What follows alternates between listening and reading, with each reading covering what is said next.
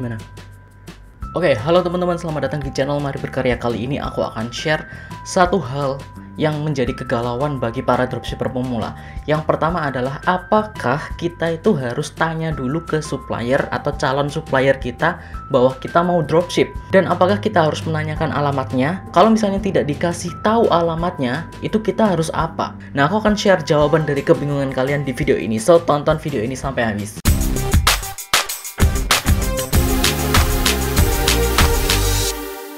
Jadi hal yang pertama, sebenarnya ini pertanyaan banyak sekali orang gitu kan, banyak ditanyakan ke aku bahwa apakah kita itu harus tanya atau harus bilang atau harus minta ke calon supplier kita untuk kita itu mau dropship di dia. Apakah kita harus minta izin dulu ibaratnya untuk dropship? Secara sistem, secara proses transaksi sebenarnya kita tidak diharuskan untuk meminta izin. Jadi dropship itu sebenarnya sah-sah saja asalkan memang supplier itu mengizinkan untuk dropship kayak gitu. Karena ada beberapa supplier yang tidak menginginkan dropship, bahkan tidak boleh dropship di tokonya kayak gitu dengan berbagai alasan ya. Aku tidak tahu, pokoknya ada banyak sekali alasannya. Kalau misalkan atau selama supplier itu mau mengirim, mau menjadi supplier bagi kalian, bagi dropship kalian, it's okay, nggak masalah gitu kan. Secara sistem nggak masalah, tapi secara etika, secara ibaratnya gini loh, kalian itu mau jualin produknya orang, tapi kalian nggak izin dulu ke orang itu, kayak gitu, ibaratnya kayak gitu. Jadi kalian itu dropshipper itu sebenarnya kan menjualkan barang orang, gitu kan. Itu bukan produk kalian, itu bukan barang kalian, tapi kalian menjualkan barang orang atas nama kalian sendiri. Jadi seolah-olah kalian yang ngirim. Berarti kan itu sama saja ngeklaim bahwa produk itu adalah produk kalian. Kalian bilang ke customer bahwa ini adalah produkku, nanti aku yang kirim, gitu kan. Ada supplier yang nggak suka kayak gitu. Makanya saranku, kalian harus tanya apakah itu wajib atau enggak. Enggak wajib. Jadi kalian nggak tanya pun nggak masalah sebenarnya, secara sistem nggak masalah. Tapi secara etika, secara nanti kedepannya kayak gimana, nanti proses transaksinya kayak gimana, kenyamanan kalian dalam bertransaksi, kemudahan kalian dalam berinteraksi dengan supplier itu sangat penting. Makanya kalian kalau bisa, sebisa mungkin izin dulu. Izin itu nggak butuh waktu lama kok, cuman chat aja, Kak, Gan, Sis, Pak, Bu, dan sebagainya. Saya mau izin, saya mau dropship di toko ini. Saya mau menjualkan produknya ini, kira-kira boleh atau enggak? Nah, sebagian besar mereka akan jawab boleh. Nah, gimana kalau enggak boleh? Kalian tanya alasannya. Kalau boleh tahu kenapa ya enggak boleh. Misalnya alasannya memang tidak bisa kalian ganggu gugat, katakanlah sudah fix kayak gitu. Ya udah, kalian jangan maksa gitu loh. Kalian jangan maksa bahwa ibu ini gimana sih, kalian itu mau dijualin produknya, mau dibantu untuk jualan, kok kalian nggak mau, jangan maksa kayak gitu. Ya sudah, berarti memang dia itu tidak melayani dropship seperti kalian. Kayak gitu, oke? Itu ada banyak sekali kemungkinan kenapa mereka nggak mau. Yang pertama, mungkin dia itu juga dropshipper juga. Kayak gitu. Jadi supplier yang kita anggap supplier itu sebenarnya dropshipper juga. Jadi nggak mungkin juga kalau misalnya kita dropship ke orang yang dropship. Yaitu sama saja kayak apa ya? Ada kita jualin barang orang yang barangnya itu milik orang lain juga. Jadi itu nggak akan lancar nanti ke depannya. Oke, bisa sih bisa, tapi nanti nggak akan lancar. Dan ujung-ujungnya yang kena adalah kalian. Yang dimarahin customer ya kalian, sebagai istilahnya penjual terakhirnya. Kayak gitu. Karena customer kan nggak tahu supplier kalian, nggak tahu dropshipper yang lain, taunya cuma kalian. Maka mereka akan marahnya ke kalian. So, hati-hati. Kemudian kemungkinan bukan dia yang produksi, kemungkinan tetangganya atau siapanya, mungkin mereka yang produksi. Jadi mereka mungkin nggak memperbolehkan dropship, atau mungkin mereka nggak mau ngasih alamat karena ya bukan mereka yang produksi. Kayak gitu. Kalau misalnya terjadi sesuatu atau terjadi apa-apa, ya dia nggak mau tanggung jawab. Makanya memang dia itu mungkin jualannya itu karena ya mungkin ada event atau ada keperluan khusus atau cuman sesaat doang kayak gitu. Jadi takutnya kalau misalnya dropship kalian sudah jualan gede-gedean, misalnya kalian disetujui untuk dropship, kalian jualan gede-gedean, kalian promosi, kalian dapat banyak order, si supplier itu tidak bisa memenuhi order kalian karena mungkin pesanannya terlalu banyak dan bukan dia yang buat produknya. Makanya dia nggak bisa untuk menjadikan dirinya itu sebagai supplier. So, jangan memaksa karena memang tidak ada keharusan bagi sebuah toko untuk menerima dropship atau reseller. Tergantung dari tokonya sendiri. Dan ada juga supplier-supplier yang ternyata hanya melayani PO atau pre-order. Makanya kalau misalnya kalian itu izin ke supplier dan mereka nggak menyetujui, mungkin mereka itu hanya melayani pre-order. Oke, nah kalau pre-order biasanya kan butuh waktu yang lama. Katakanlah kalian sudah dropship. Nah, kalian sudah dapat pesanan katakanlah. Nah, kalian pesan ke supplier. Supplier itu juga pesan barang ke orang lain. Atau nunggu barang dari luar negeri. Atau bikin barangnya dulu sesuai permintaan. Nah, itu akan membutuhkan waktu lama. Dari customer ke kalian itu butuh waktu lama. Dari kalian ke supplier itu juga butuh waktu lama. Kemudian supplier untuk memenuhi pesanan kalian untuk menyetok produknya itu juga butuh waktu lama. Kasihan customernya. Dulu aku juga pernah seperti itu gitu loh. Kalau misalnya customer nunggu lama bahkan sampai 2 mingguan tidak dikirim resi atau tidak dikasih resi, maka dia akan marah. Dan marahnya itu nggak hanya marah kecil, tapi besar banget. Bisa jadi, apalagi di era digital ini kan semua tahu gimana caranya untuk mempromosikan sesuatu, menyebarkan sesuatu. Maka kalau misalnya nama kita jelek, maka kita akan disebarkan ke teman-temannya dia, ke sosial media dan sebagainya. Maka jualan kita ke depannya nggak akan lancar hanya gara-gara satu hal, satu customer marah. Nah, itu juga berlaku bagi kalian kalau misalnya kalian nanya alamat ke supplier dan kalian itu nggak dikasih alamatnya. Kayak itu ya, kemungkinan mungkin itu tadi. Mungkin dia itu reseller atau dropshipper juga, mungkin dia tidak produksi sendiri, mungkin dia itu sistemnya PO dan sebagainya, atau memang dia punya alasan khusus untuk menolak kalian atau menolak memberikan alamat ke kalian. Kayak gitu. Jadi harap kalian maklumi, jangan memaksa.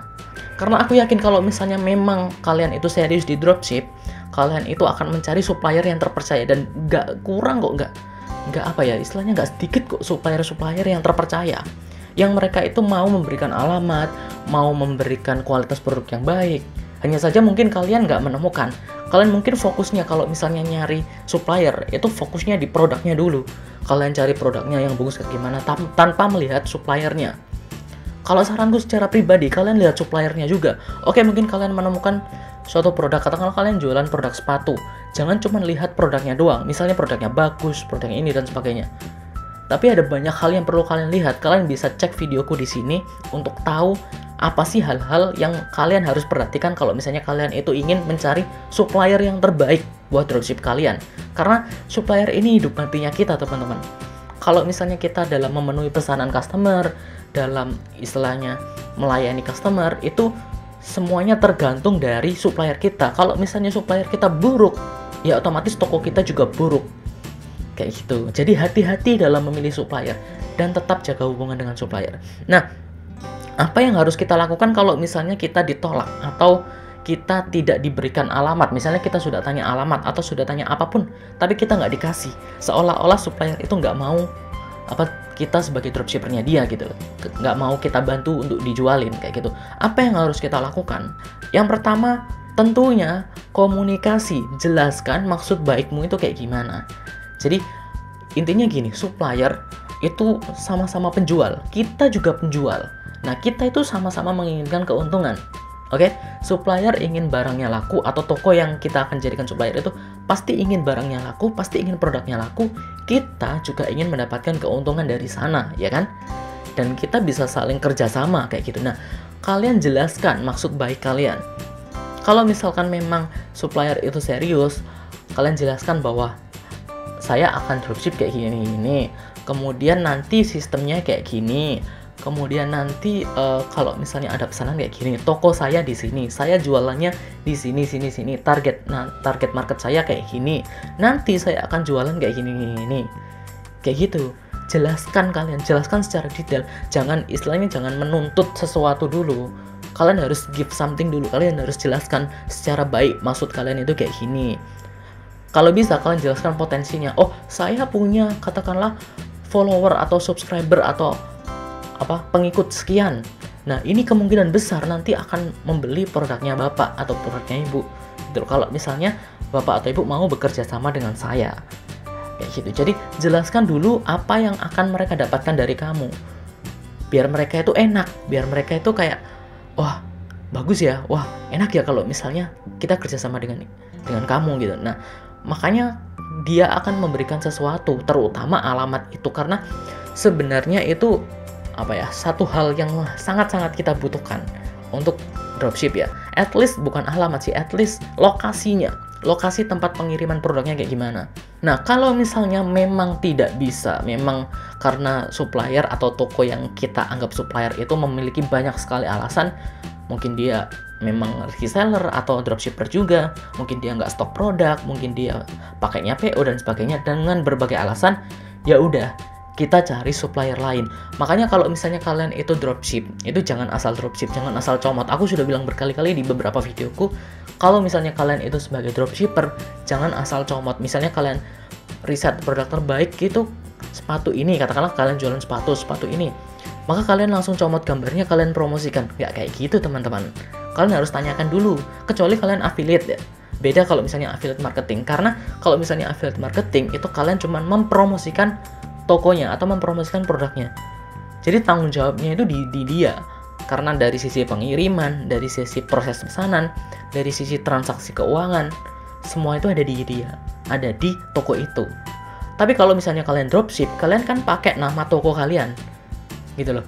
Jadi contoh gampangnya kayak gini ya, kalau misalnya kalian affiliate, misalnya kalian mempromosikan produk ke orang lain gitu kan, kamu bisa klik link ini untuk mendapatkan produk ini. Nah, kayak kacamata ini, nah kalian bisa cek link di description untuk mendapatkan kacamata ini. Kalau misalnya ada orang ngeklik dan orang beli, itu proses transaksinya semuanya ada di toko yang menjual produk itu. Oke? Si affiliator itu nggak ada hubungannya sama sekali. Jadi proses transaksi, proses komplain dan sebagainya itu ada di toko itu. Tapi kalau misalnya kita dropship, kita menggunakan nama toko kita. Misalnya nama toko kita adalah, misalnya kita jualan sepatu, toko sepatu murah. Nama supplier kita adalah toko sepatu bagus, katakanlah. Nah, semua proses transaksi dan hubungan kita dengan customer itu menggunakan nama toko sepatu murah, which is itu nama dari toko kita. Jadi, bahkan pengiriman produknya nanti kan atas nama toko kita, atas nama toko sepatu murah, meskipun dikirimnya dari toko sepatu bagus. Kayak gitu, oke? Meskipun dikirimnya dari supplier, tapi itu kan menggunakan nama kita, nama toko kita. Yang tercemar, yang akan menanggung resiko kalau misalnya barangnya jelek, atau barangnya tidak sesuai, atau cacat, dan sebagainya, itu adalah toko kita. So, kita yang tanggung jawab. Makanya, kalau misalnya kalian memilih supplier, pastikan kalian memilih dengan baik. Karena itu nama kita yang dipertaruhkan. So, kesimpulannya, kalau misalnya kalian itu ingin menjalin hubungan dengan supplier, apakah minta izin dulu atau enggak? Secara umum, enggak. Secara sistem, enggak usah. Tapi aku sangat sarankan banget kalian minta izin, dan tidak hanya minta izin, tapi tanya juga tentang detail produknya. Misalnya bahannya kayak gimana, kemudian dibuatnya itu kayak gimana, keunggulannya apa, cara merawatnya kayak gimana, semua detail tentang produknya itu kalian harus tahu. Biar kalian bisa menjelaskan produk itu ke customer.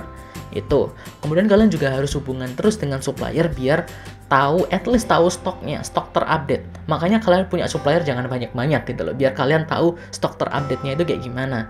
Ada 5 keuntungan atau kelebihan kalau misalnya kita punya satu supplier utama saja, kalian bisa lihat di video ini. Tapi satu supplier itu adalah satu supplier yang terbaik, yang terbagus, yang cocok lah bagi kalian, cocok bagi toko kalian. Dan kalau misalnya supplier itu menolak menjawab pertanyaan kalian, dan dia itu nggak mau ngasih sesuatu atau informasi ke kalian, ya udah cari supplier lain. Makanya sebelum dropship, kalian cek dulu suppliernya bagus atau enggak, baru kalian mulai dropship. Oke, semoga informasi tadi bisa bermanfaat bagi kalian dan bisa membuat bisnis dropship kalian sukses. Jangan lupa share video ini ke teman-teman kalian biar mereka tahu dan bisa menjalankan dropship dengan bagus juga. Sampai jumpa di video berikutnya. Dadah.